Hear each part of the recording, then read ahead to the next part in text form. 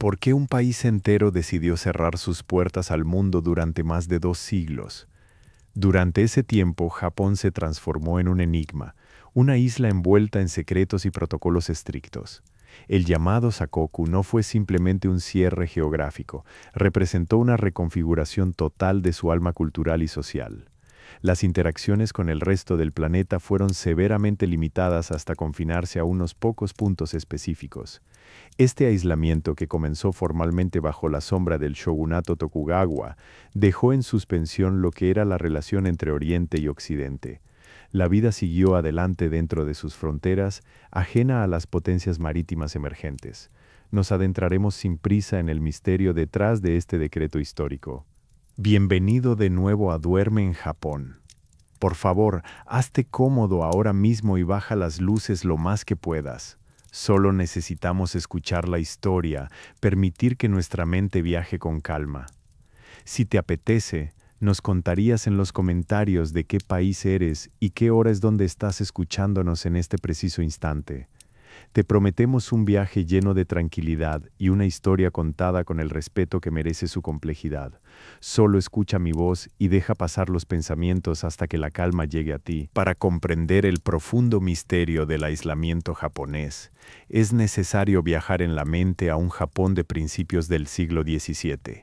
Un lugar donde las corrientes políticas y las dinámicas internas estaban generando una tensión palpable entre la tradición milenaria y la fuerza creciente de los cambios globales. El concepto que conocemos como Sakoku, o el sistema de cierre de Japón al resto del mundo, no fue un acto repentino ni monolítico, sino más bien la culminación gradual de varias fuerzas convergentes. Las tensiones internas de una nueva estructura de poder, el temor a influencias externas percibidas como destructivas y la consolidación de un orden social basado en estrictas jerarquías.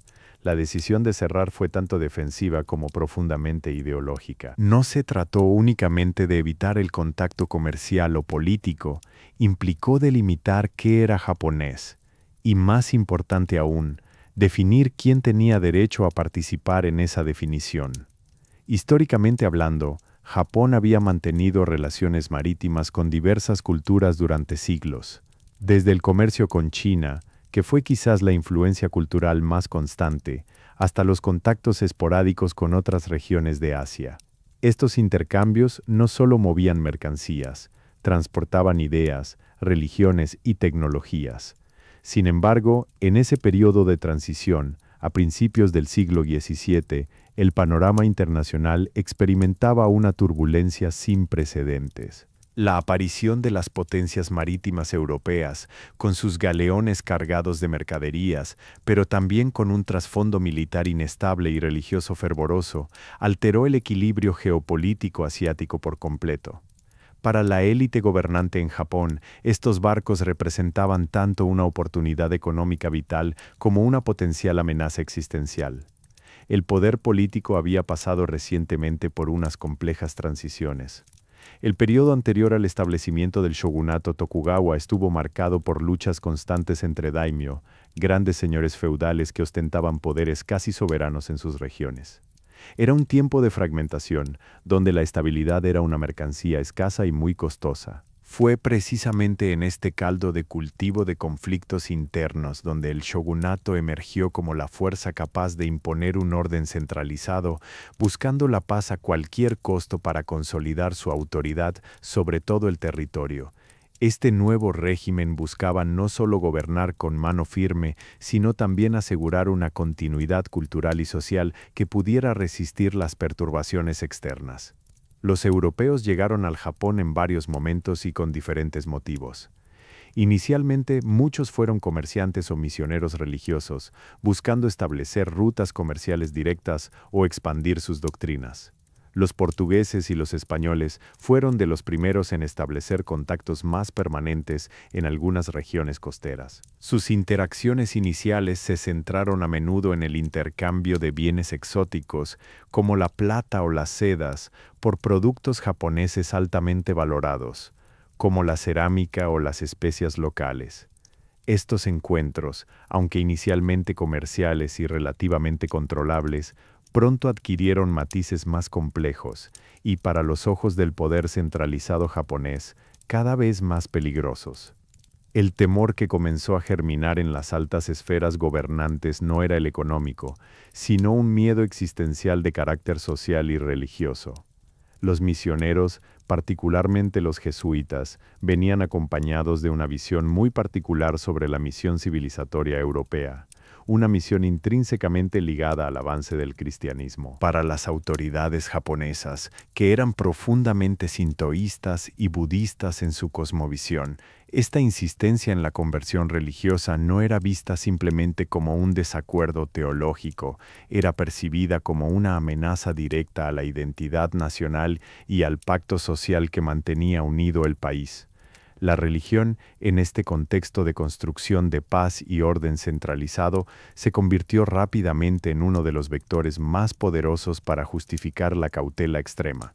El shogunato Tokugawa entendió que un control rígido sobre las creencias era sinónimo de estabilidad política. Permitir la libre circulación de ideas religiosas extranjeras implicaba permitir la desestabilización social. Así, el interés comercial, aunque legítimo y necesario, se vio progresivamente subordinado a la preservación del orden interno. Por ello, cuando se empezó a articular una política que eventualmente llevaría al sakoku, los objetivos eran múltiples y entrelazados. Por un lado, buscaban gestionar las riquezas que aportaban el comercio exterior sin permitir que esa riqueza desestabilizara a la clase guerrera o al sistema feudal en sí mismo.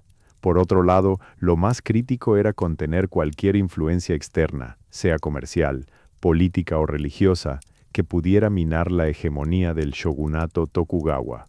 El concepto de cierre, por tanto, no fue un vacío cultural ni tecnológico, fue una forma extremadamente sofisticada y burocrática de control geopolítico interno. Significó seleccionar qué influencias podían filtrarse. El comercio se restringió a determinados puntos geográficos e intermediarios, como la isla artificial de Dejima en Nagasaki. Las personas extranjeras fueron confinadas y sus interacciones estaban bajo vigilancia constante. Este periodo preparatorio fue largo y complejo, lleno de negociaciones tensas y decretos restrictivos que poco a poco tejieron una red invisible alrededor del país. Se buscaba el equilibrio perfecto entre la necesidad material de bienes foráneos, como ciertos tipos de medicinas o artículos metálicos, y la absoluta primacía del orden social japonés tal como lo había reestructurado la nueva clase dirigente. La meta era clara: proteger el Pax Tokugawa a toda costa, aislando al Japón en una burbuja cuidadosamente mantenida de tiempo y espacio relativo al resto del mundo. Este proceso histórico nos obliga a entender que las decisiones políticas no son actos aislados, responden siempre a un contexto de miedos, ambiciones y necesidades internas profundas, y es esa capa de necesidad de seguridad interna lo que definirá el rumbo de la historia japonesa durante los próximos 200 años, creando una civilización en relativo aislamiento, próspera en su propia lógica, pero marcada para siempre por la sombra de las puertas cerradas. Para comprender la profundidad y el impacto de las políticas de aislamiento, debemos detenernos en un momento previo, remontándonos a una época vibrante, compleja y profundamente dinámica, el Japón que existía justo antes de que el decreto Sakoku se consolidara como la norma absoluta. Es crucial entender que, antes del cierre, no significa necesariamente una edad dorada sin problemas. Por el contrario, fue un periodo de efervescencia cultural, militar y comercial, marcado tanto por sus esplendores únicos como por profundas tensiones sociales que estaban a punto de cristalizar en un nuevo orden. Este Japón era un crisol donde milenarias tradiciones se encontraban con la presión inevitable del mundo exterior, configurando una civilización única, compleja y en constante estado de transformación. Durante siglos, Japón había cultivado una identidad cultural formidablemente autónoma. Sus artes, su filosofía, sus estructuras sociales, todo ello había evolucionado bajo la influencia de dos grandes pilares externos que moldearon su cosmovisión: China e India, aunque las interacciones más directas y constantes se dieron con la civilización china. de esta fuente absorbió no solo técnicas artísticas, como la caligrafía o ciertas formas arquitectónicas, sino también estructuras filosóficas profundas como el confucianismo, que aportó un marco ético sobre la jerarquía social, el respeto a los mayores y el deber hacia la familia y el Estado. Estas influencias se sincretizaron con las creencias locales del sintoísmo, creando una matriz espiritual única que resistía tanto a las adaptaciones externas como a las internas de sus propias dinámicas sociales. La estructura política era, hasta cierto punto, descentralizada en comparación con lo que vendría después. Aunque el poder había pasado por manos de diversas familias guerreras o daimyo, como fue el caso de los señores feudales que controlaban grandes territorios, la vida cotidiana y las costumbres locales gozaban de una autonomía considerable. El Japón pre-Sakoku era un mosaico cultural donde cada región mantenía sus particularidades, su dialecto, sus tradiciones mercantiles y hasta ciertas formas de gobierno local. Sin embargo, esta descentralización también generó una inherente inestabilidad, que fue precisamente el caldo de cultivo ideal para la aparición de nuevas fuerzas centralizadoras. Los periodos anteriores al shogunato Tokugawa estuvieron marcados por cambios continuos de poder. Los ejércitos samurái jugaron un papel protagonista en cada ciclo político. Eran más que guerreros. Eran una clase social con códigos de honor y disciplina extremadamente elevados, cuyo estilo de vida estaba intrínsecamente ligado al servicio militar y a la lealtad a su señor. El Bushido, el camino del guerrero, comenzó a cristalizar durante este tiempo, definiendo no solo un conjunto de habilidades marciales, sino también una ética de vida que valoraba el honor por encima de todo, incluso sobre la propia supervivencia física.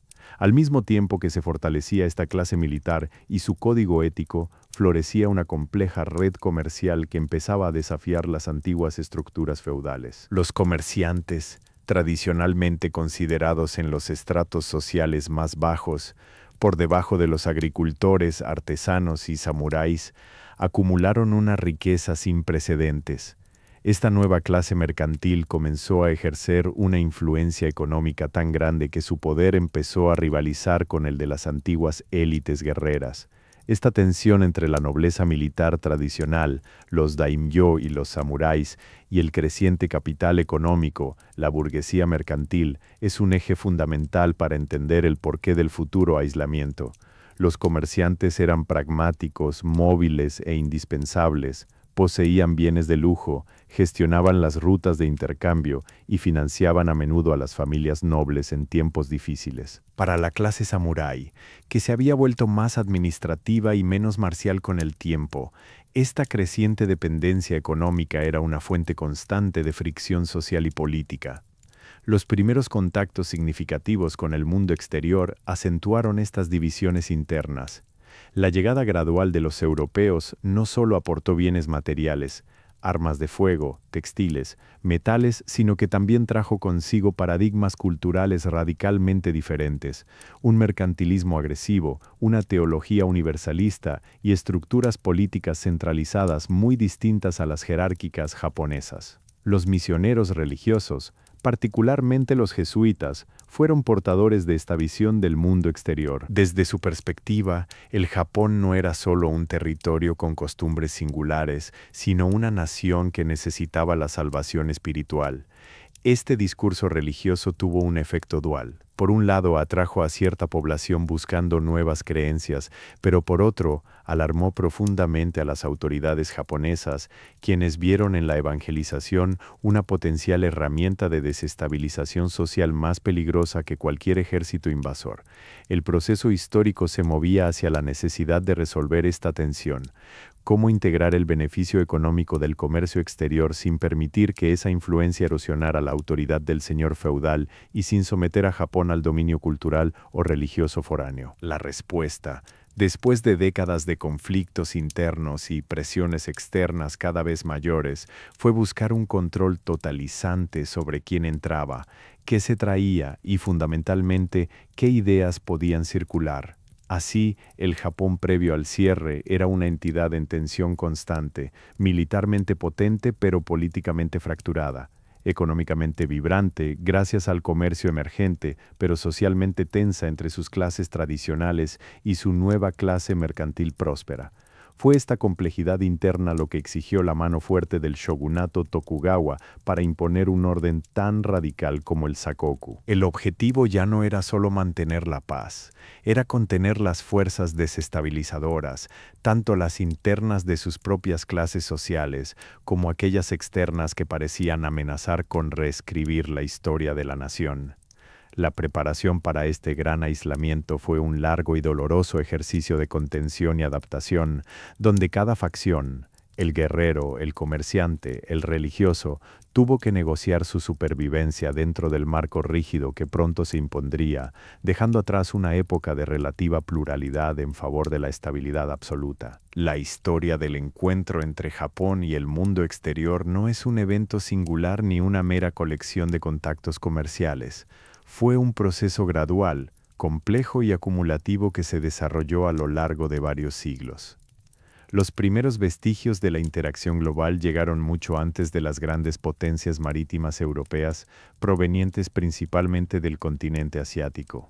Desde China, en particular, el flujo cultural, técnico y comercial ha sido constante e ininterrumpido. Estas interacciones tempranas moldearon gran parte de la infraestructura intelectual y material que Japón consideró parte de su propia civilización. Las sedas chinas, las técnicas de impresión o incluso ciertas formas de medicina oriental se integraron en el tejido social japonés, asimilándose hasta volverse indistinguibles de lo nativo. Sin embargo, el encuentro con Occidente marcó un punto de inflexión dramático y decisivo. Los primeros contactos significativos y de naturaleza invasiva comercial llegaron por rutas marítimas más directas desde Asia Oriental, pero fue la llegada de los navegantes europeos lo que realmente alteró la dinámica geopolítica del Pacífico Occidental. Estos barcos no traían solo mercancías.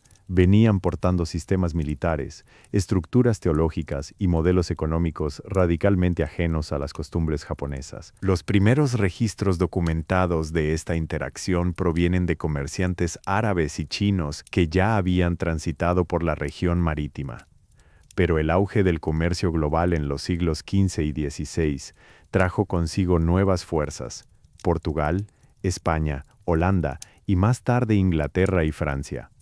Cada potencia llegó con sus propios intereses particulares, su propia doctrina religiosa y una visión de la soberanía sobre los territorios que pisaban. Los portugueses son históricamente considerados algunos de los primeros europeos en establecer relaciones comerciales directas con Japón.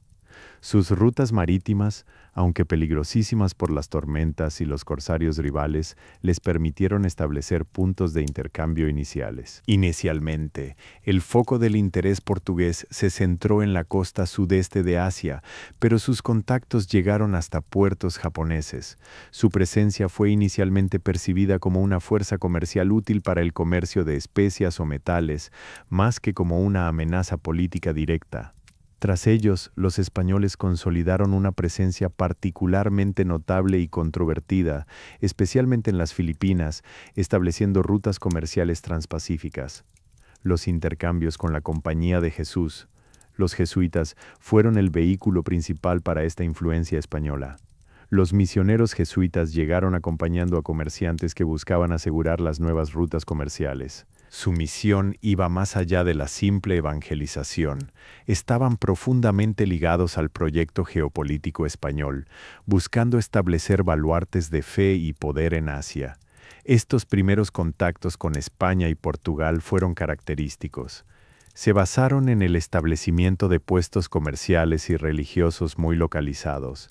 La corona española o la Iglesia católica utilizaban estas bases para ejercer una influencia indirecta sobre las estructuras sociales japonesas más allá del simple intercambio económico. Era un proceso lento pero constante, donde la religión funcionó como el principal vector de penetración cultural y política. La situación comenzó a cambiar notablemente con la llegada de los holandeses, Bock, Compañía Neerlandesa de Indias Orientales, a diferencia de las potencias ibéricas, España y Portugal, cuyo enfoque estaba fuertemente atado a una doctrina religiosa particular. Los comerciantes holandeses eran predominantemente mercantiles. Su interés primario era el lucro económico. Querían acceder al lucrativo mercado japonés para comerciar con plata, textiles e insumos necesarios para sus propias redes comerciales globales. Fue la naturaleza de este interés mercantil lo que hizo particularmente interesante y eventualmente más manejable para las autoridades japonesas en comparación con la misión religiosa. Los holandeses establecieron una presencia sistemática, concentrándose en áreas específicas donde podían operar bajo un control geográfico estricto. Este patrón de interacción, el comercio enfocado en un punto delimitado, se convertiría en el modelo operativo del futuro Sakoku. El impacto de la llegada de estos extranjeros no fue simplemente comercial, fue una confrontación de cosmovisiones. Los japoneses, que basaban su identidad y su orden social en la armonía sintoísta-budista y en un profundo respeto por el linaje feudal, se encontraron ante sistemas occidentales basados en conceptos como el mercantilismo global incansable, el individualismo creciente, aunque regulado por sus propias estructuras de clase, y una teología que prometía una salvación universal. Esta diferencia en la comprensión del mundo creó una profunda desconfianza institucionalizada. Para las élites japonesas, los extranjeros representaban primero una fuerza económica deseada, por el acceso a bienes metálicos o tecnológicos, pero más peligrosamente, una amenaza ideológica. La religión se convirtió en el lente principal para procesar esta ansiedad. Si la influencia externa venía acompañada de un mensaje religioso que desafiaba su panteón y sus costumbres ancestrales, era por definición incompatible con su forma de vida. El creciente poder económico generado por este comercio exterior exacerbó las tensiones internas mencionadas anteriormente entre samuráis y mercaderes. Los bienes occidentales, especialmente los metales y el armamento, no solo cambiaron la balanza comercial, alteraron la tecnología militar, dando lugar a nuevas formas de poder y riqueza que desafiaban el viejo orden feudal. En resumen, la llegada de los extranjeros fue un catalizador forzoso para Japón. No lo arrojó en caos, sino que lo obligó a reevaluar su existencia dentro de un sistema mundial que se había vuelto irreversiblemente globalizado. El dilema central que enfrentaron las autoridades era cómo beneficiarse del invaluable flujo comercial sin permitir la penetración ideológica o militar que pudiera desintegrar el frágil y costoso equilibrio del shogunato Tokugawa. Este miedo, alimentado por los fracasos en contener la influencia religiosa de Portugal y España, llevó al gobierno a una conclusión dramática. Era preferible un aislamiento controlado y regulado, el Sakoku, donde la interacción se limitara a puntos estrictamente vigilados y bajo intermediarios fiables, como los holandeses, que permitir cualquier tipo de contacto libre o doctrinal. La llegada del mundo, por tanto, no causó el cierre, sino que forzó al sistema japonés a diseñar un mecanismo de autoprotección de altísima sofisticación política e ideológica para sobrevivir. La llegada de los extranjeros no fue simplemente una cuestión de bienes exóticos. Trajeron consigo modelos económicos radicalmente diferentes y, sobre todo, tecnologías que redefinieron el poder militar interno del Japón. De estos elementos, ninguna tuvo un impacto más profundo en la estructura social y política que el comercio de armas de fuego europeas. Para las clases gobernantes y guerreras, como los daimyō y los samuráis, el manejo y la posesión de estas nuevas tecnologías representó tanto una promesa de poder ilimitado como una fuente constante de ansiedad sobre su propia supervivencia social. Antes de la masiva introducción de la pólvora y las armas de fuego modernas, el Japón pre-Sakoku dependía fundamentalmente de la fuerza humana y del armamento tradicional, espadas katana, arcos largos y la habilidad marcial entrenada durante generaciones. La guerra, aunque era un elemento recurrente en los periodos anteriores a la paz Tokugawa, se libraba con las herramientas y técnicas que el tiempo había perfeccionado localmente. El valor de un guerrero estaba intrínsecamente ligado a su destreza personal y al prestigio de su linaje marcial. Con la irrupción de los europeos, particularmente españoles en sus inicios, esta ecuación se rompió abruptamente. Las armas de fuego eran máquinas que permitían ejercer una fuerza letal desde la distancia, superando las limitaciones físicas del combate cuerpo a cuerpo tradicional. Un pequeño contingente de soldados entrenados con cañones y mosquetes podía enfrentarse a un número considerablemente mayor de guerreros bien equipados sin ser necesariamente superado por su valor individual o habilidad marcial. Este cambio no fue solo tecnológico, fue profundamente desestabilizador en la jerarquía del poder feudal. Los daimyō, que eran esencialmente señores militares y terratenientes, entendieron rápidamente el potencial transformador de estas armas.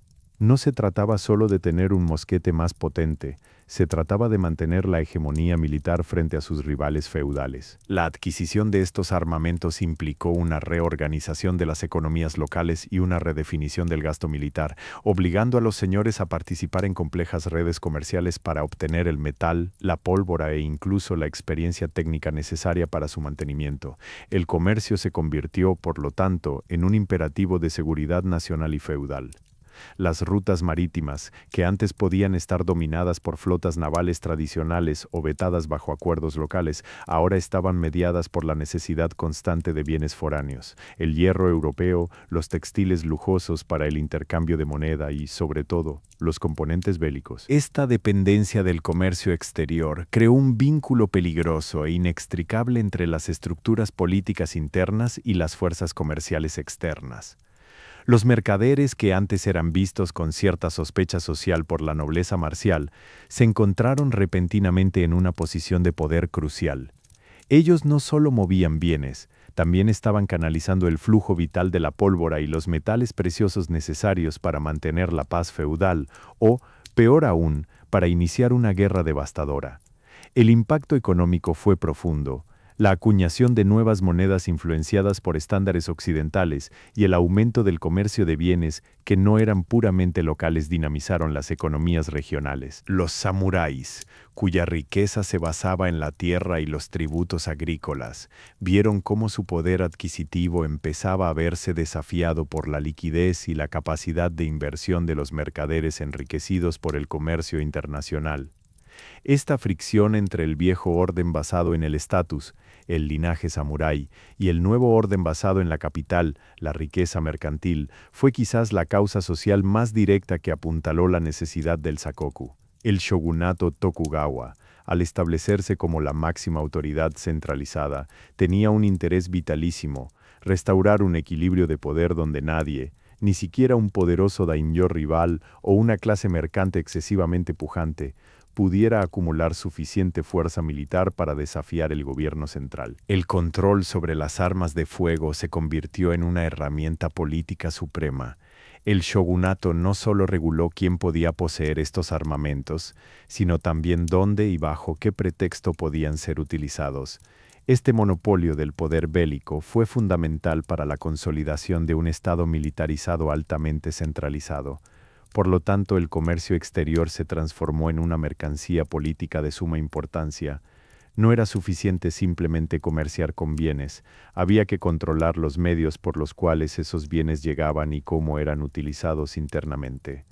Si este poder estaba descontrolado, si cada región feudal podía comprar armamento moderno sin supervisión, la paz del shogunato se vería amenazada constantemente. Este panorama de creciente complejidad militar, económica e ideológica es lo que culminó en la implementación de medidas drásticas.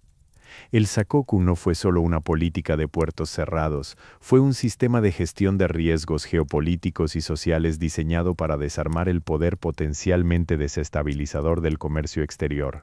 Al limitar radicalmente los puntos de contacto, como Dejima, y restringir el tipo de mercancías e ideas que entraban, el shogunato buscaba neutralizar la variable arma extranjera como elemento disruptivo de su orden interno. En esencia, las armas de fuego, junto con los bienes comerciales asociados, forzaron a Japón a confrontar su propia vulnerabilidad y a reafirmar la primacía del control estatal sobre cualquier fuerza que pudiera desequilibrar la delicada paz feudal recién establecida. El miedo al caos militar, magnificado por el poder destructor pero seductor de las armas occidentales, fue la fuerza impulsora detrás de la construcción de ese gigantesco muro cultural y político conocido como Sakoku. Si el comercio y las armas de fuego constituyeron la dimensión material del desafío externo para el shogunato Tokugawa, la religión representó su dimensión más profunda e intangible, y quizás la más peligrosa a ojos de los gobernantes japoneses.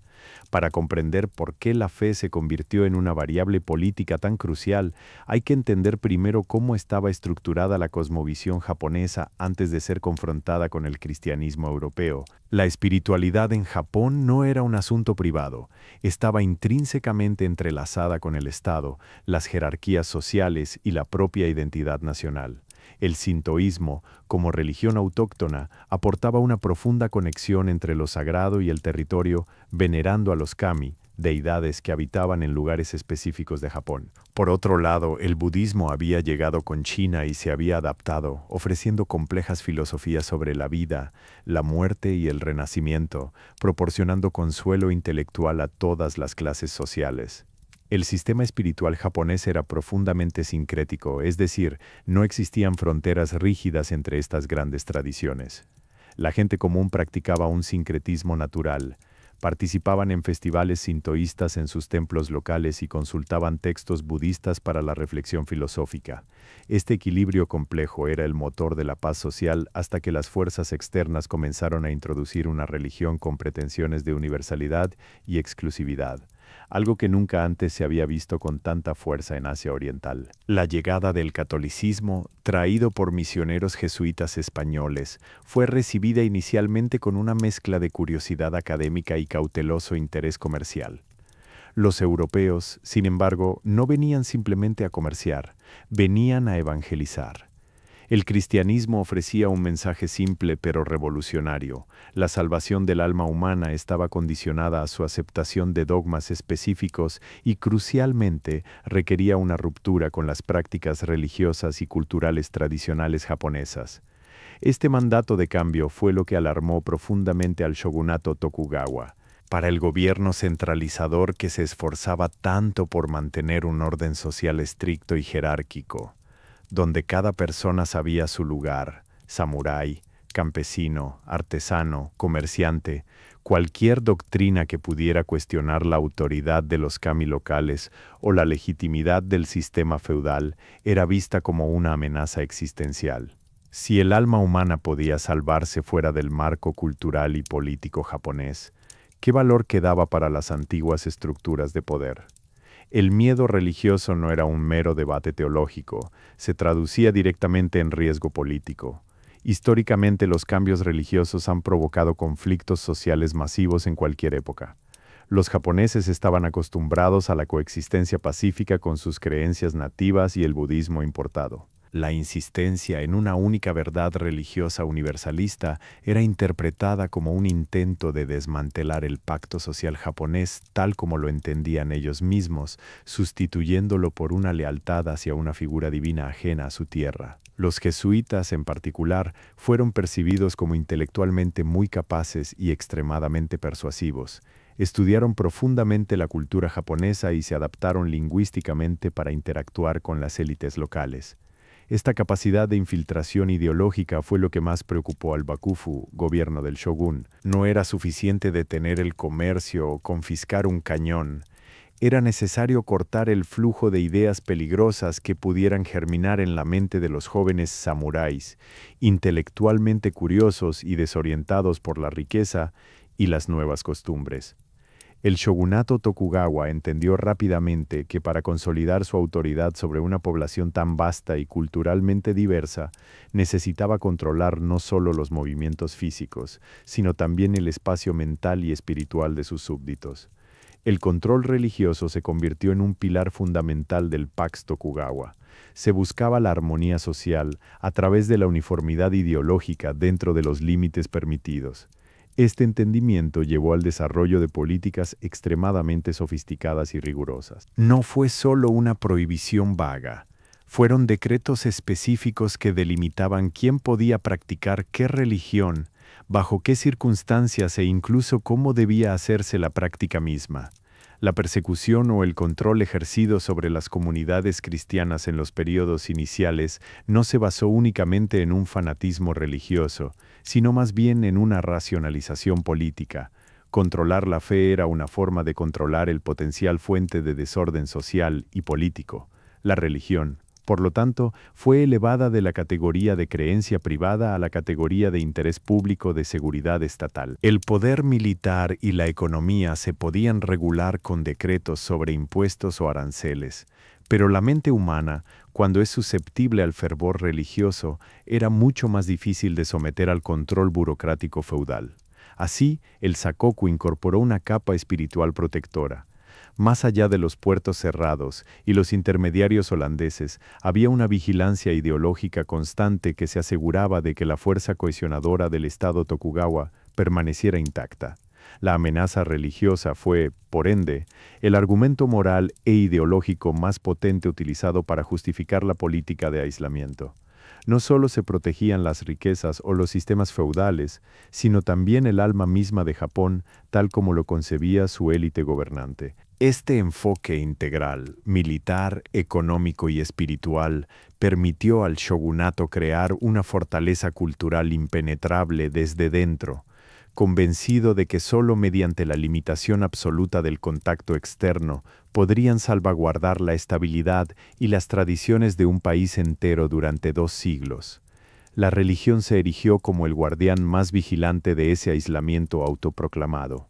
Para entender la arquitectura del Sakoku, es absolutamente imprescindible sumergirse en el corazón de la estructura política que lo hizo posible, el shogunato Tokugawa. Este periodo no fue solo un cambio de gobierno, representó una reingeniería total, casi quirúrgica, del cuerpo social y político japonés.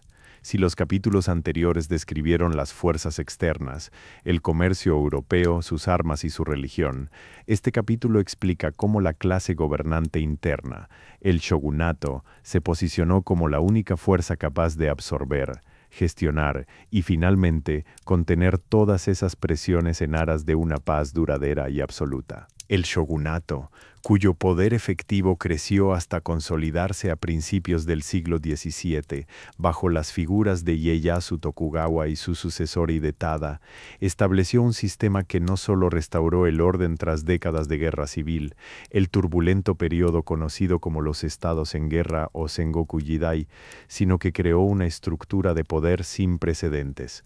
Su objetivo principal era doble. Primero, detener la sangrienta lucha por el dominio territorial entre los poderosos señores feudales daimyo, y segundo, construir un sistema político tan rígido e impermeable que pudiera resistir tanto las turbulencias internas como las presiones externas. El mecanismo clave para lograr esta paz fue un sofisticado control sobre la legitimidad del poder militar. El shogunato se posicionó en el ápice de la jerarquía política por encima de los daimyo más poderosos. Los daimyo aún mantenían sus castillos y territorios, pero su autonomía decisional fue sistemáticamente erosionada. El shogunato estableció un sistema de control que requería de los señores feudales una presencia constante en la capital del gobierno, Edo, actual Tokio. Este requisito generó lo que se conoce como el sistema de residencia o Sankin Kotai. Los daimyo debían pasar turnos largos y costosos residiendo en la propia capital, dejando a sus familias como rehenes permanentes. Esta política tuvo un efecto económico y político devastador para las élites rivales. No solo desangró financieramente a las casas más poderosas, forzándolas a depender de los flujos económicos centrales controlados por el shogunato, sino que también garantizó la supervisión constante del poder militar en su propio núcleo, reduciéndolo de un elemento potencialmente rebelde a una pieza funcional y atada al centro. El impacto social de esta centralización fue profundo, ya que requirió redefinir la propia naturaleza de la nobleza samurái. El bushido, el camino del guerrero, antes vinculado a la habilidad marcial en el campo de batalla abierto, tuvo que adaptarse a una existencia más burocrática y administrativa. Los samuráis dejaron de ser simplemente conquistadores para convertirse en funcionarios del estado Tokugawa. Su valor se trasladó paulatinamente desde la fuerza bruta hacia el conocimiento de las leyes, los protocolos, la administración y la lealtad inquebrantable al gobierno central. Este cambio fue crucial para el plan de aislamiento, una clase guerrera altamente dependiente del salario estatal y profundamente integrada en la burocracia era mucho más predecible y controlable que una fuerza militar feudal autónoma. El shogunato había, con esta ingeniería social, transformado a sus posibles rivales en administradores leales. Pero el poder político por sí solo no era suficiente. Se necesitaba un sistema ideológico que pudiera justificar la rigidez de las clases sociales. Aquí es donde la alianza entre el poder militar y el control religioso fue vital. El shogunato se aseguró de que las estructuras religiosas, tanto las sintoístas locales como las escuelas budistas, fueran reconocidas, pero también estaban sujetas a su supervisión.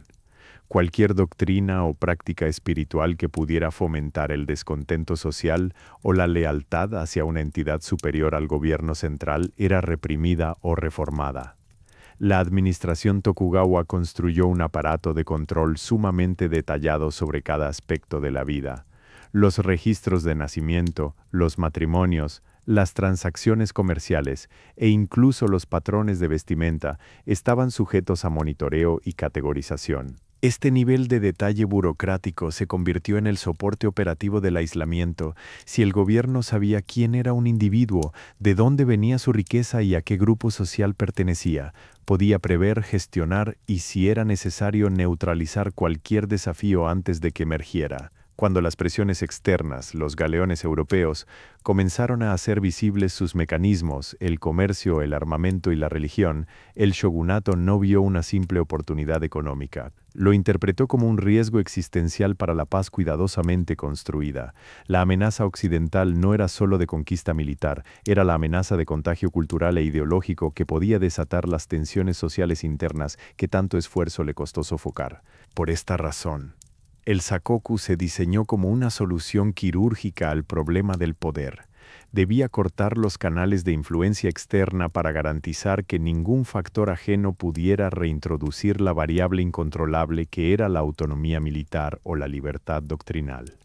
Al aislarse, Japón podía forzar a sus propios sistemas internos, la estructura samurái mercantil feudal, a madurar bajo sus propias reglas preestablecidas, protegiéndolo de lo impredecible y potencialmente caótico del mundo globalizado que bullía más allá de sus costas.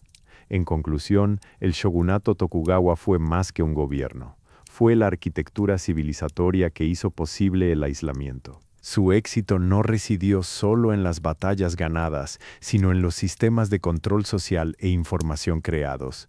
El Sankin Kotai para controlar a sus élites y el estricto manejo doctrinal para controlar mentes. Este aparato de gobernanza centralizada y totalizadora fue la fuerza que no solo permitió al Japón sobrevivir 2 siglos en relativo aislamiento, sino que también definió lo que significaría ser japonés durante ese tiempo suspendido en la historia. Una vez que el shogunato Tokugawa había conseguido consolidar su poder mediante la ingeniería política y administrativa descrita en capítulos anteriores, el siguiente paso lógico para asegurar esa paz recién adquirida era erigir barreras formales e infranqueables contra las fuerzas desestabilizadoras externas. Estos mecanismos no fueron decretos improvisados, fueron una legislación compleja, progresiva y brutalmente detallada que cristalizó la política de Sakoku. Hablamos aquí de un sistema legal diseñado para gestionar el contacto con el resto del mundo, pero lo suficientemente restrictivo como para hacerlo casi inexistente en términos cotidianos. Los decretos del aislamiento representan la manifestación institucionalizada del miedo y la ambición de preservar una forma de vida japonesa particular frente a la irresistible fuerza de la globalización incipiente.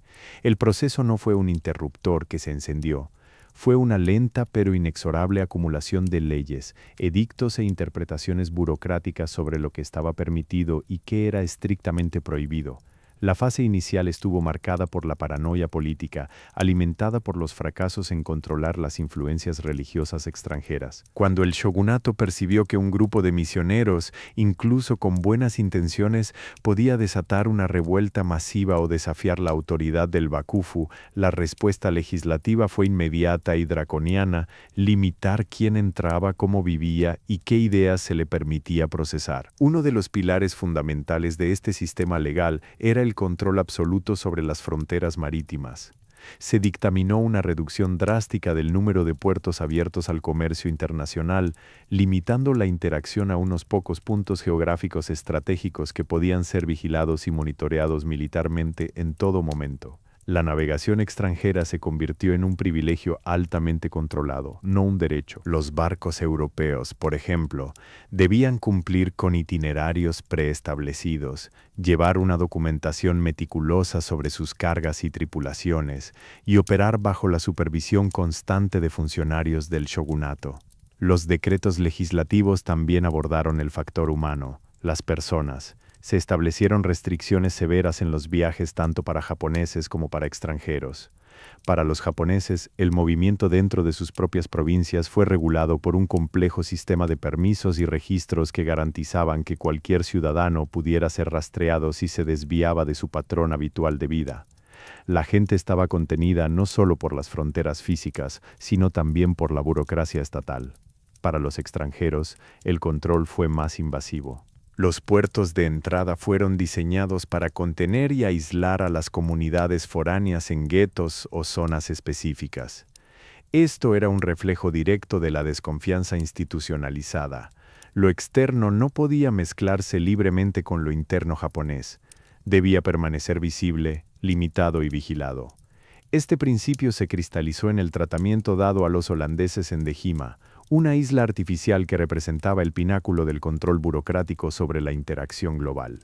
El sistema legal también abordó meticulosamente las mercancías.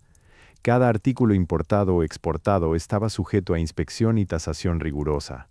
Los bienes no eran tratados solo por su valor monetario, sino por su potencial impacto en el orden social. Por ejemplo, mientras que ciertas materias primas como los metales preciosos eran esenciales para la economía, y por lo tanto permitidas, otros artículos que pudieran ser utilizados con fines bélicos o de desafío político eran vetados sin piedad.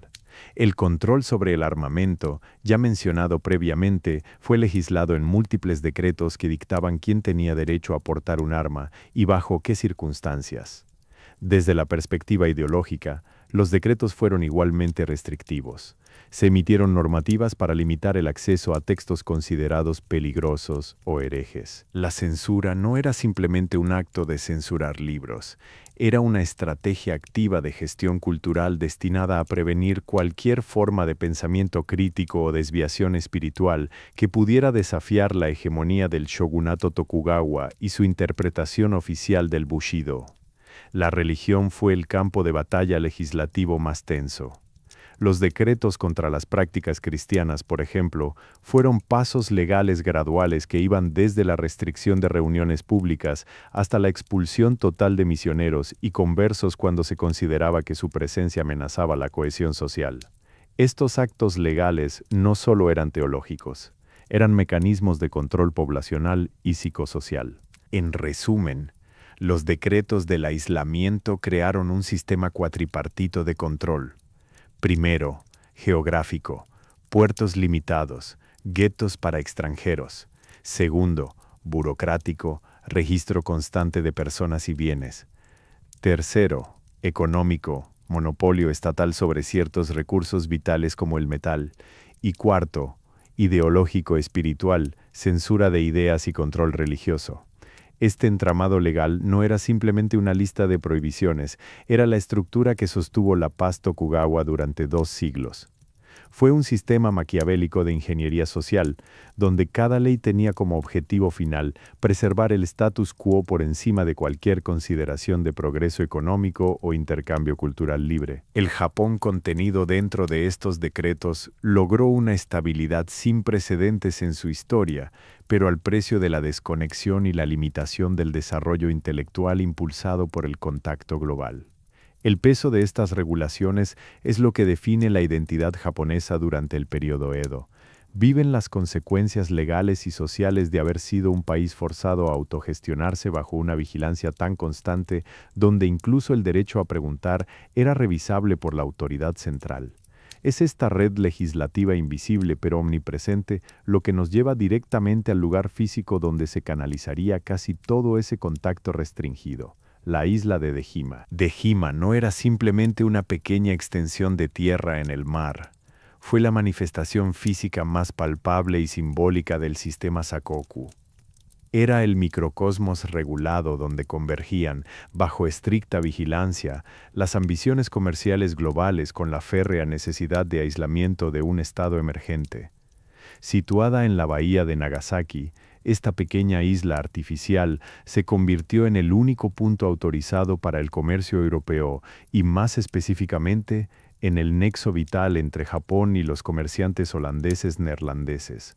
Su existencia misma cuenta una historia sobre el poder legislativo y la psicología del control. La decisión de establecer un puerto tan diminuto y aislado como Dejima reflejaba el grado máximo de desconfianza institucionalizada que reinaba en el shogunato Tokugawa.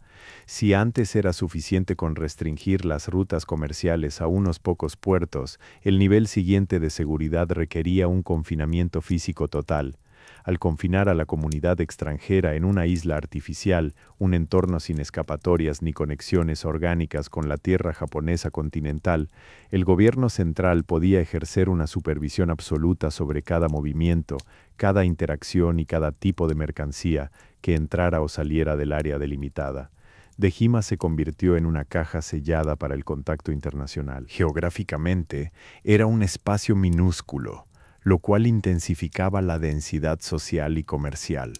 Para los comerciantes neerlandeses y sus sirvientes, vivir y trabajar en esa parcela de tierra significaba existir bajo una atmósfera constante de reglas detalladas y vigilancia omnipresente. El día a día allí estaba regido no solo por las leyes holandesas internas, sino también por el estricto protocolo impuesto desde Edo, Tokio, el centro del poder Tokugawa. Los límites entre la soberanía japonesa y la autonomía comercial neerlandesa eran finísimos, mantenidos en tensión permanente por los guardias del shogunato que patrullaban sus costas. La presencia de Dejima alteró drásticamente el flujo económico japonés sin desestabilizarlo. En lugar de permitir que el comercio occidental se dispersara por múltiples puertos con diferentes grados de autonomía y riesgo, como ocurría con la penetración ibérica en otros puntos, se canalizó hacia un único punto nodal. Este centralismo controlado permitió al shogunato ejercer un control fiscal y logístico sin precedentes, asegurando que los beneficios del contacto global circularan dentro del sistema feudal ya establecido por el Bakufu. Los comerciantes holandeses, aunque operaban bajo estrictos términos de monopolio mercantil, se convirtieron en la válvula de escape necesaria para Japón. Ellos eran considerados neutros en comparación con las potencias ibéricas, cuya participación estaba demasiado entrelazada con una agenda religiosa explícita. Los neerlandeses aportaron el capital comercial y los bienes que satisfacían las necesidades materiales más avanzadas del Japón feudal, desde artículos de metalurgia avanzada hasta textiles complejos. Ellos eran la puerta controlada a la tecnología y al saber económico global, pero sin ser la puerta a la ideología disruptiva. El contraste entre lo que representaba Dejima y el resto de Japón era abrumador para cualquier observador. Por un lado estaba el Japón interno, una civilización en relativa paz, sofisticada artísticamente, profundamente arraigada en sus tradiciones milenarias, pero también paralizada por la burocracia del feudalismo. Por otro lado, se encontraba Dejima, un pequeño hervidero de actividad global, lleno de lenguas foráneas, bienes exóticos y el ritmo implacable del capitalismo mercantil europeo, todo ello encapsulado y contenido en una prisión geográfica administrada desde Edo. Este sistema de contención generó también fenómenos sociales internos únicos dentro de Japón. Los artesanos japoneses que interactuaban con los productos de Dejima, ya fueran herramientas o materiales decorativos, se vieron expuestos a métodos y estilos ajenos. Esto no significó la absorción masiva de culturas occidentales en el sentido moderno. más bien fue una infiltración selectiva de conocimientos técnicos. Los herreros aprendieron nuevas técnicas para forjar metales que antes desconocían. Los comerciantes refinaron sus redes financieras basadas en monedas extranjeras, aunque siempre bajo supervisión estatal. Desde la perspectiva del conocimiento, Dejima funcionó como un filtro histórico. Era el lugar donde el mundo podía mostrarle a Japón lo más avanzado y útil de sí mismo: ciencia marítima, tecnología metalúrgica, ciertos tipos de medicina, pero no tenía permiso para mostrarle sus filosofías políticas o su fe religiosa en la misma medida que las potencias ibéricas habían intentado hacerlo. Este sistema de aislamiento artificial tuvo consecuencias directas y profundas en el desarrollo intelectual japonés. Al depender del conocimiento filtrado a través de los canales holandeses, Japón se mantuvo al tanto de ciertos avances científicos europeos, como la cartografía o la química rudimentaria, pero fue simultáneamente privado del flujo libre de ideas que caracterizó a otros centros mundiales. El Sakoku garantizó estabilidad, sí, pero también lo hizo en un estado perpetuo de semiestasis cultural respecto al resto del mundo. Dejima, por tanto, no fue solo una estación comercial, fue el corazón regulador del sistema Tokugawa. Su existencia demuestra la capacidad de un poder político altamente centralizado para mercantilizar incluso el contacto con las grandes fuerzas globales. Era una negación constante. Pueden traer su dinero, podemos usar sus herramientas, pero no pueden tocar nuestro alma ni nuestra forma de gobernar. Este equilibrio precario, mantenido a costa de la exclusión y la vigilancia permanente, define la época dorada del aislamiento japonés y establece el telón para las crisis que vendrán. El sistema del Sakoku, con la isla de Dejima sirviendo como el punto focal de interacción global, no significó una suspensión total de las transacciones económicas ni un vacío comercial. Por el contrario, al delimitar y canalizar el flujo de bienes hacia unos pocos puertos controlados, el shogunato Tokugawa logró establecer un modelo mercantil altamente eficiente e increíblemente lucrativo para la propia clase gobernante. El comercio permitido fue, en esencia, una herramienta económica vital que no solo financió la estructura feudal del Bakufu, sino que también alimentó las clases mercantes internas, manteniéndolas bajo el paraguas de la autoridad central. Lo fundamental a entender aquí es que lo que se permitió comerciar nunca fue simplemente por la libre circulación de bienes. Cada intercambio estaba estratégicamente evaluado desde el prisma de su impacto en el poder y la estabilidad interna del Japón. Se buscaba un flujo constante de ingresos que pudiera financiar los costes exorbitantes de mantener una clase samurái profesional y, simultáneamente, evitar cualquier bien o servicio que pudiera fortalecer a grupos rivales o desestabilizar las jerarquías sociales establecidas. El elemento más crítico en este comercio permitido fue la plata. Japón poseía reservas significativas de metales preciosos, pero el intercambio con Occidente y China se hacía utilizando una moneda mixta. La llegada constante de plata, aunque fuera indirectamente a través de los comerciantes holandeses que venían por otros bienes, era fundamental para estabilizar la economía monetaria del país. Los sistemas fiscales feudales, que tradicionalmente dependían más del pago en especie, arroz, tributos agrícolas, comenzaron gradualmente a modernizarse y diversificarse hacia un sistema basado en el valor monetario reconocido internacionalmente. Esta transición financiera fue crucial, pues permitió al gobierno central recaudar impuestos de manera más eficiente y menos vulnerable a las malas cosechas o los descontentos locales. Además del dinero metálico, se permitieron ciertos bienes que eran considerados insustituibles o altamente deseables dentro del propio Japón, pero cuya demanda superaba la capacidad de producción local sin un catalizador externo. Los textiles exóticos, por ejemplo, provenientes de Asia a través de los intermediarios europeos, no solo servían como moda. A menudo funcionaban como bienes de prestigio y estatus social, reafirmando las diferencias entre clases sociales. Un control sutil pero efectivo sobre la distinción social mediante el consumo controlado. Otro flujo comercial vital fue el relativo al conocimiento técnico y material. Los materiales avanzados que llegaban de Dejima o puertos similares, aunque bajo supervisión, eran esenciales para mantener el nivel de sofisticación japonesa sin desatar revoluciones tecnológicas globales.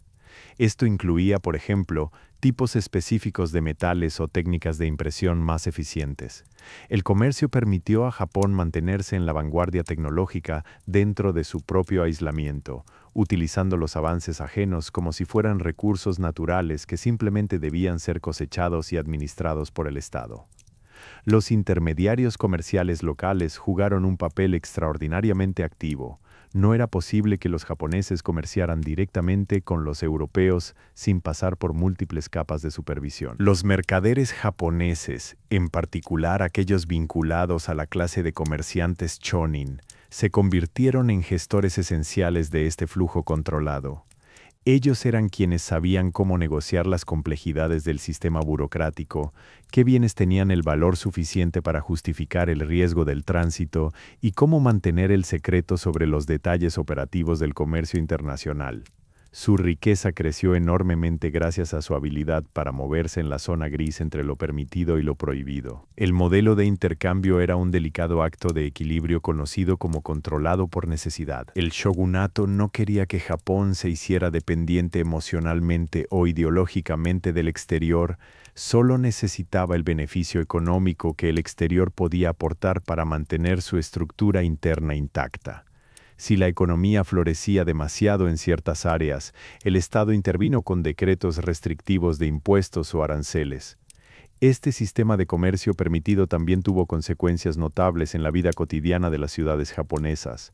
El aumento de la riqueza mercantil desvió parte del foco social y económico desde los campos agrícolas, la base tradicional, hacia el desarrollo urbano y las artes dedicadas al lujo y la ostentación. Las ciudades como Edo, Osaka o Nagasaki experimentaron un crecimiento demográfico y una complejidad cultural sin precedentes. La energía que antes estaba dedicada exclusivamente a mantener el orden feudal se redirigió paulatinamente hacia la creación artística, el entretenimiento y los sistemas financieros urbanos modernos. En resumen, el sakoku no fue una camisa de fuerza económica, fue más bien un mecanismo de gestión de riesgos económicos diseñado para maximizar la recaudación y minimizar la influencia externa desestabilizadora. El comercio que sí se permitió fue quirúrgicamente seleccionado. Era lo necesario para mantener la infraestructura del poder sin permitir la libertad ideológica o militar inherente a los sistemas comerciales abiertos del mundo occidental. Este pragmatismo económico, combinado con el rigor de las leyes feudales, es lo que definió la resiliencia cultural y material de Japón durante esos 2 siglos de relativo aislamiento. El flujo constante, aunque restringido, de bienes foráneos no solo mantuvo viva la economía, sino que también preparó a la élite japonesa para un cambio monumental en su autoconción. El despertar de una clase mercantil con poder económico real y creciente conciencia social, lista para desafiar los límites impuestos por las leyes del shogunato. Tras la meticulosa construcción del sistema de contención y el establecimiento físico de Dejima como la única grieta controlada en el muro que circundaba a Japón, emergió una relación comercial específica, tan singular e irrepetible en su historia global. Esta conexión fue la ventana con los holandeses. Los neerlandeses no eran simplemente otro grupo de comerciantes, representaron un tipo de interacción diferente a las potencias ibéricas anteriores. Mientras España y Portugal habían utilizado el comercio como vehículo primario para una conversión religiosa total, los holandeses llegaron impulsados casi exclusivamente por el cálculo mercantilista puro. Su presencia en Dejima fue, por tanto, la manifestación física más clara del poder burocrático Tokugawa, un acceso controlado a lo foráneo con fines puramente económicos y de gestión estatal. La interacción neerlandesa se caracterizó por su predictibilidad y sus límites infranqueables. Los holandeses operaron bajo el monopolio mercantil de la VOC, una compañía que, si bien poseía una fuerza comercial colosal en otras partes del mundo, era tratada en Japón como un proveedor de servicios limitados. Su función principal fue ser los intermediarios necesarios para mantener abiertas las líneas económicas sin permitir ninguna incursión cultural o religiosa que pudiera desafiar el orden samurái mercantil establecido. La relación se articuló sobre una base de necesidad mutua. Japón necesitaba desesperadamente sus productos, y los neerlandeses necesitaban acceder a mercados asiáticos lucrativos como el japonés. La vida en Dejima bajo la administración holandesa fue un ejercicio constante de contención cultural. Los edificios de los comerciantes, las calles angostas y el ritmo diario de trabajo estaban regulados por una capa superpuesta de reglas. Las leyes neerlandesas operaban hasta donde les era permitido, pero sobre ellas se cernían los decretos del shogunato Tokugawa. Cualquier desviación de estas normas, ya fuera un intento de evangelización discreto, una protesta económica o incluso el simple roce cultural, podía resultar en consecuencias severísimas y rápidas dictadas desde la autoridad central japonesa. Este control permitió que los holandeses se especializaran no solo como comerciantes, sino también como proveedores de conocimiento técnico avanzado. El acceso a tecnologías neerlandesas, desde sofisticados sistemas náuticos para el cartógrafo hasta maquinaria de impresión o avanzados métodos metalúrgicos, fue lo que realmente sostuvo y refinó la infraestructura japonesa durante este periodo. Los conocimientos holandeses eran valiosos porque eran aplicables y útiles para potenciar los mecanismos ya existentes del Bakufu y no para crear nuevos desafíos geopolíticos. La dimensión más fascinante de esta ventana era su naturaleza selectiva en el intercambio de conocimiento. Japón pudo ver, aprender e incorporar avances de la navegación, la astronomía o las ciencias naturales holandesas. Sin embargo, se le negó sistemáticamente acceso a sus sistemas políticos y religiosos fundamentales. Esto generó una especie de aprendizaje instrumental. Los japoneses estudiaban al neerlandés no para entender su alma cultural, sino para desarmar el mecanismo de su mercancía. Eran observadores técnicos más que participantes culturales. Este carácter selectivo fue lo que mantuvo la paz interna en un nivel estructural. La información fluyó como agua a través de conductos estrechos. Llegaba al puerto, era catalogada por los funcionarios del shogunato y luego se filtraba cuidadosamente hacia las manos adecuadas dentro del sistema feudal. Los ingenieros para el castillo, los comerciantes para la caja, los samuráis para la administración. Este proceso funcionó como un gigantesco filtro de conocimiento estatal. Para el mundo exterior, esta ventana fue paradójica.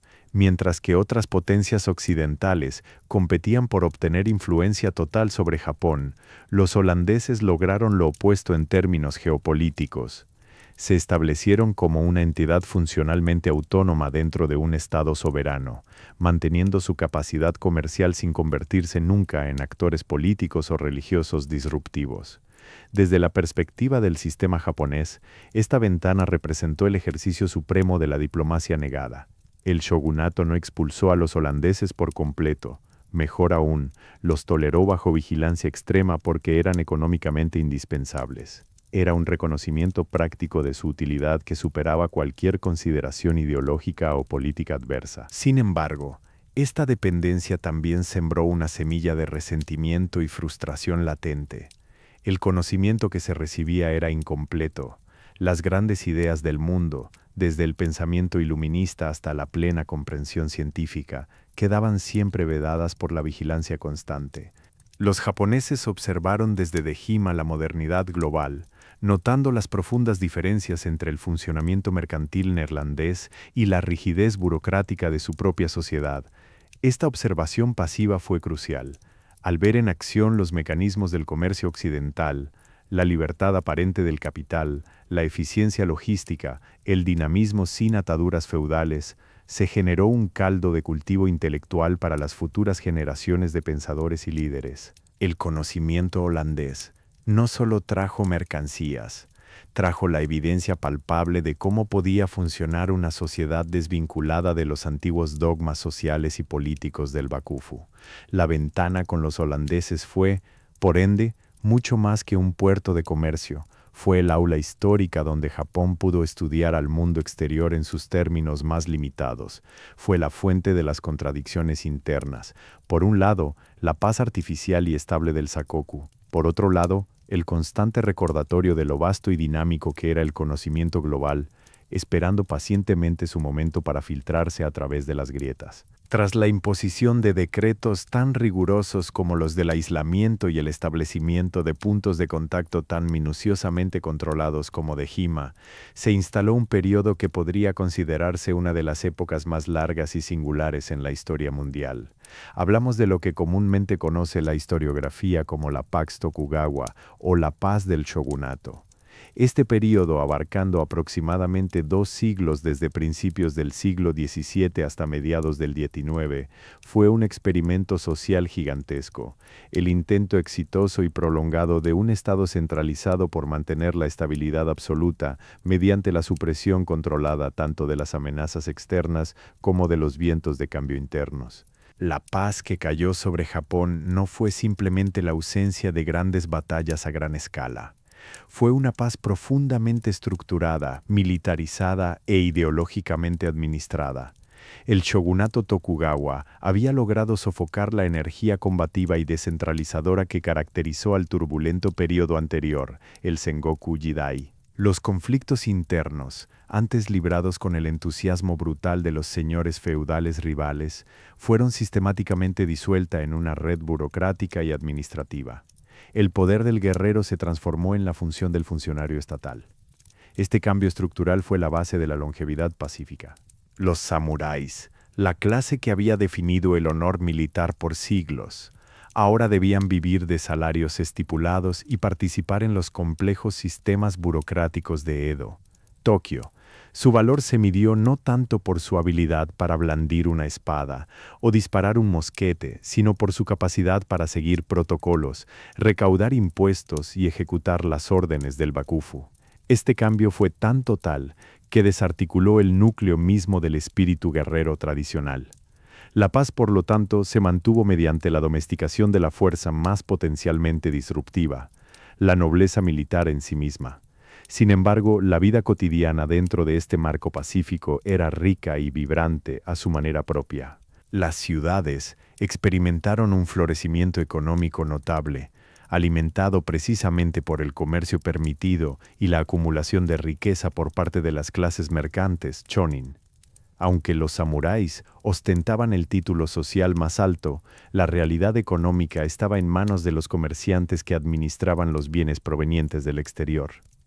Esta convivencia forzada creó una tensión latente pero estabilizada, un sistema donde la etiqueta y la jerarquía eran estrictas, pero el dinero corría libremente por las venas comerciales urbanas. Las artes, la cultura y las formas de entretenimiento florecieron en respuesta a esta prosperidad mercantil contenida. Las ciudades se llenaron de teatros de kabuki, de los vibrantes barrios de geishas y de una literatura popular que reflejaba tanto el idealismo feudal como el pragmatismo del comercio urbano. La cultura japonesa, lejos de estancarse, demostró ser increíblemente resiliente. Canalizó la energía creativa hacia formas artísticas sofisticadas que podían coexistir con las estrictas reglas sociales y políticas. A nivel social, el impacto más profundo fue en la conciencia individual respecto a su propia existencia. Los ciudadanos japoneses vivieron bajo un sentido de orden casi absoluto.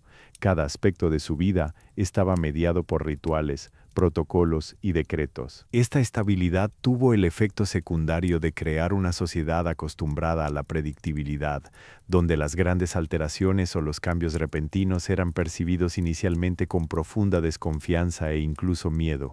El aislamiento prolongó también un proceso interno, el refinamiento del sistema administrativo.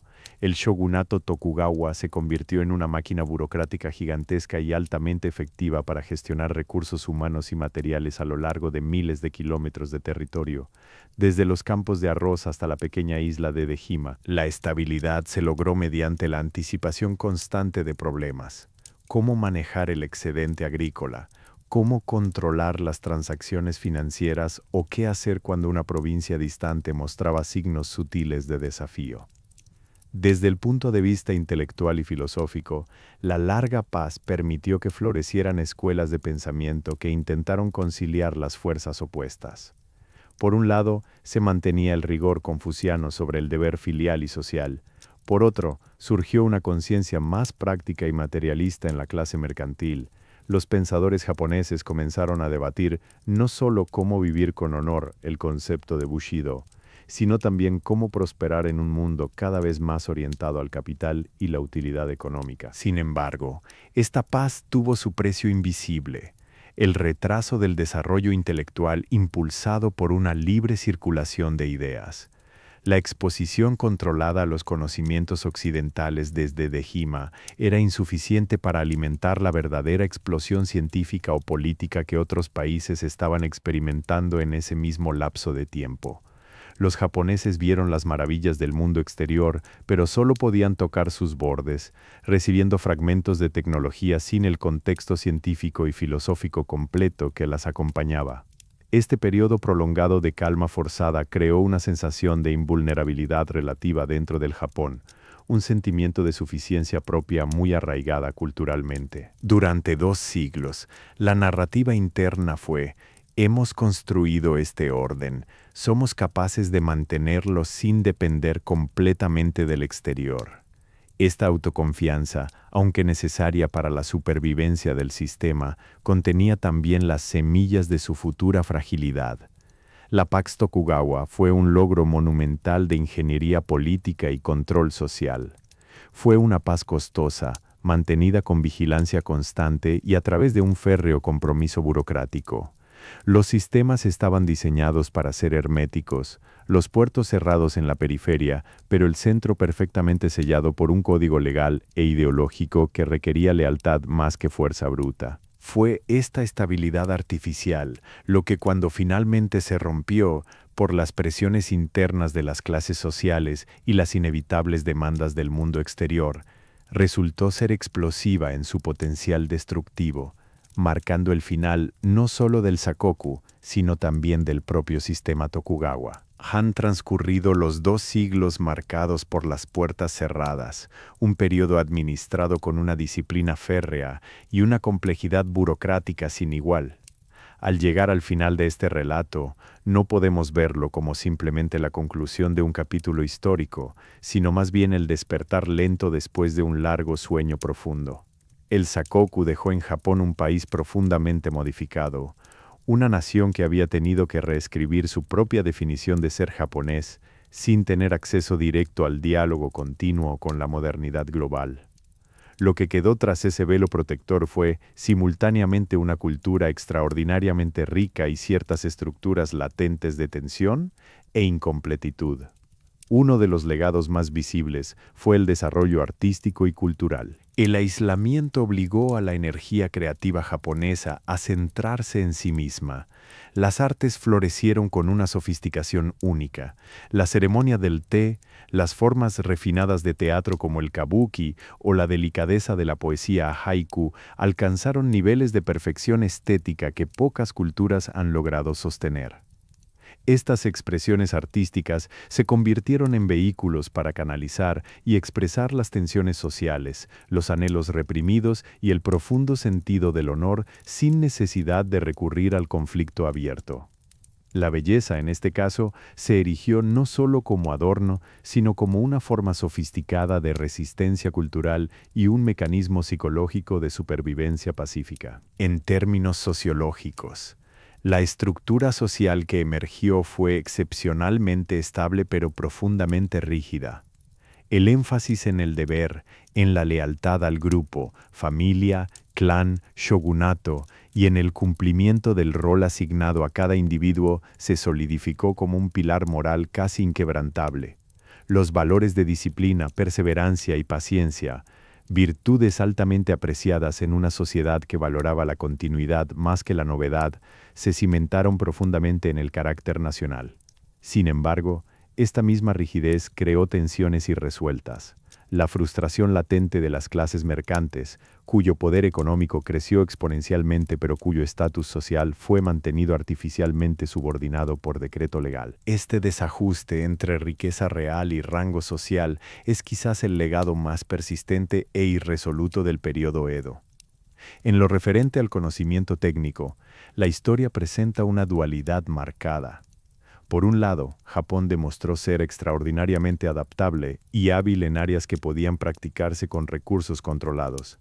la navegación costera a pequeña escala, la artesanía de precisión, la metalurgia avanzada para usos específicos, como los sistemas hidráulicos o los mecanismos de relojería, y una sofisticada gestión burocrática de la información. Estos conocimientos se mantuvieron vitales y altamente desarrollados por necesidad interna. Por otro lado, el aislamiento significó, en muchos aspectos, un retraso deliberado en ciertos campos fundamentales. La revolución científica occidental, con su enfoque sistemático de la experimentación e investigación teórica abierta, fue vista como demasiado peligrosa para ser introducida sin el control adecuado. El conocimiento japonés se mantuvo profundamente arraigado en una síntesis entre lo empírico y lo ritual, priorizando la maestría artesanal sobre la teoría abstracta desatada. El impacto más profundo, quizá el menos visible pero el más persistente, fue en la conciencia de sí mismo del pueblo japonés. El Sakoku forjó un sentido de exclusividad cultural casi mítico. Creó una narrativa interna poderosa. Nuestra civilización es única. Sus valores son perfectos y no necesitan ser contaminados por el caos externo. Esta autopercepción fue tanto su mayor fortaleza como su debilidad estructural. Les otorgó la resiliencia para resistir siglos de presión, pero también generó una resistencia psicológica profunda al cambio radical que viniera después. A nivel geopolítico, este periodo dejó un país con una capacidad humana increíblemente pulida, capaz de ejecutar proyectos masivos de ingeniería y mantener la paz social durante generaciones sin el uso constante de fuerzas militares a gran escala. Sin embargo, también sembró en su psique un patrón de sospecha hacia lo global. La tendencia a ver los cambios externos no como oportunidades, sino como intrusiones que deben ser controladas o contenidas para preservar la esencia nacional. En conclusión, cuando el velo del aislamiento finalmente se levantó y las fuerzas globales irrumpieron con una fuerza imparable en el siglo XIX, Japón no se enfrentó a un mundo completamente desconocido, sino a uno que había esperado pacientemente su momento de renegociar sus propios términos. Los ciudadanos japoneses estaban listos para la estabilidad interna, pero estaban estructuralmente desorientados ante la velocidad y la magnitud del capitalismo industrial globalizado. Es por todo esto que el viaje de Japón bajo el Sakoku es un relato magistral sobre el poder dual de la civilización, su capacidad sublime para generar belleza y orden absoluto, la paz, y al mismo tiempo su vulnerabilidad intrínseca ante lo imprevisible y lo infinitamente vasto del conocimiento humano. Y con esto llegamos a la conclusión de nuestro recorrido. Ha sido un viaje largo, pausado y lleno de detalles que nos ha permitido contemplar el delicado equilibrio de una nación que decidió suspenderse en el tiempo para protegerse. Espero que esta historia te haya traído consigo un manto de calma. Si has disfrutado este paseo por los misterios del Pacífico, por favor, recuerda suscribirte a Duerme en Japón y compartir tu experiencia con otros amantes de las historias profundas. Buenas noches y que la paz te acompañe hasta el amanecer.